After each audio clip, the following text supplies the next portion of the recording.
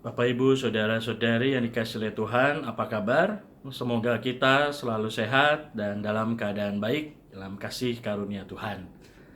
Saudara-saudari, bacaan Injil hari ini berkisah tentang sabda bahagia dan juga sabda celaka yang disampaikan oleh Yesus dalam sebuah perjumpaan dengan banyak orang yang datang kepadanya.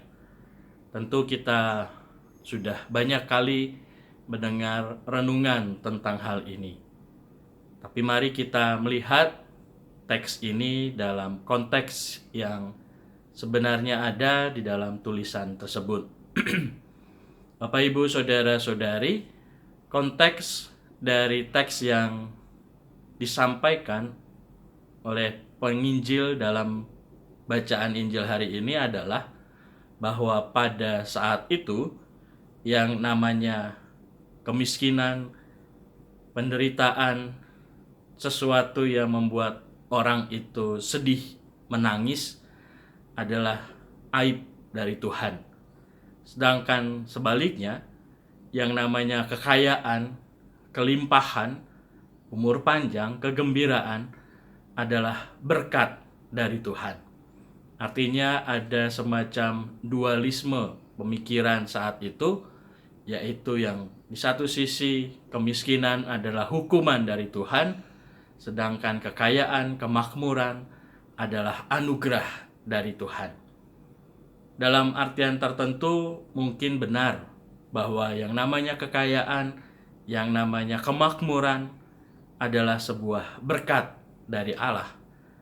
Tetapi juga seringkali yang namanya kemiskinan dan penderitaan terkadang datang karena ulah manusia, karena kedosaan manusia yang membuatnya dia menderita. Tetapi Bapak, Ibu, Saudara-saudari yang terkasih, konteks yang mau disampaikan oleh Yesus atau paling tidak penulis Injil adalah bahwa kita tidak boleh terjebak di dalam dualisme yang seperti ini.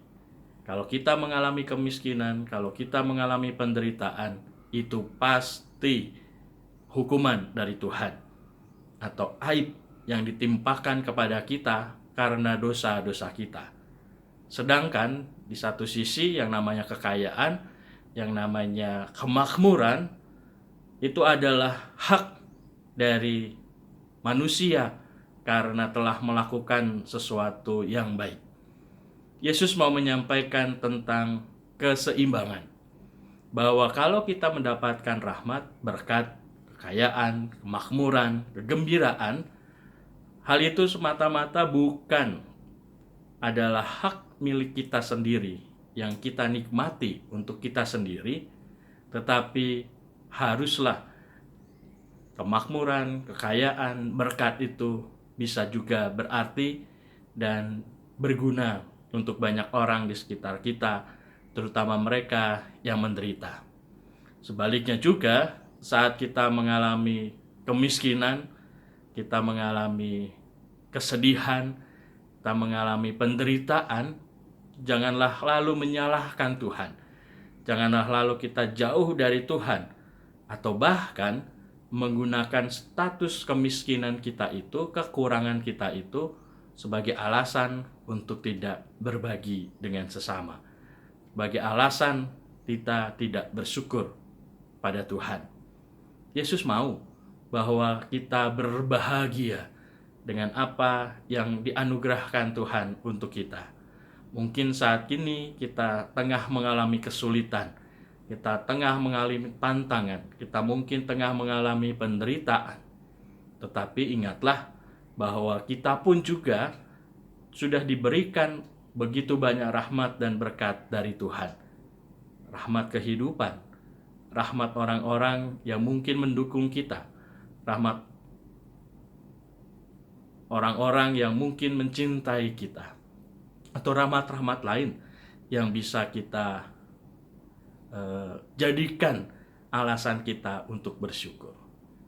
Maka Bapak, Ibu, Saudara-saudari yang terkasih, kuncinya adalah bagaimana kita mau bersyukur.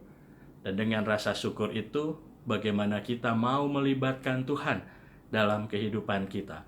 Bukan hanya mengejar sesuatu demi kepentingan kita sendiri, tetapi akhirnya dengan apapun yang Tuhan berikan, kita bisa berbagi rahmat dan berkat itu untuk sesama.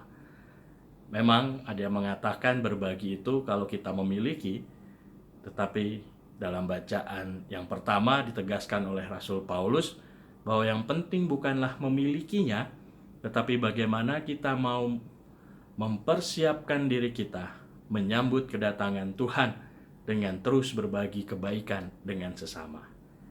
Maka pertanyaan untuk kita renungkan hari ini adalah, apakah kita sudah bersyukur dan apakah kita rela berbagi? Semoga Tuhan memberkati.